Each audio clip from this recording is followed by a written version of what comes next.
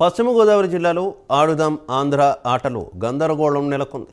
ఉండి మండలం చెరుకువాడ గ్రామంలో ఆడుదాం ఆంధ్ర కార్యక్రమంలో కబడ్డీ ఆటలో సంఖ్య లేకపోయినా ఆడాలని టైం ఉన్న కొన్ని జట్లను విజేతగా ప్రకటించడంతో గొడవ మొదలైంది. కబడ్డీ కోర్టు కంకర ఇసుకతో గట్టిగా ఉందని, పడ్డవారికి దెబ్బలు తగులుతున్నాయని క్రీడాకారులు ఆవేదన వ్యక్తం చేశారు. తమకు అన్యాయం జరిగిందని జట్టు సభ్యులు వీడియో తీస్తుంటే ఉండి ఏఎస్ఐ ఆకురాతి సూర్యనారాయణ యువకులపై చేయి చేసుకున్నారని చెప్పారు. తమకు న్యాయం చేయమని కోరితే పోలీసులు దాడి చేస్తున్నారని, సరిగ్గా ఆడించలేనప్పుడు ఆటలు ఆడించడం ఎందుకని క్రీడాకారులు మండిపడుతున్నారు.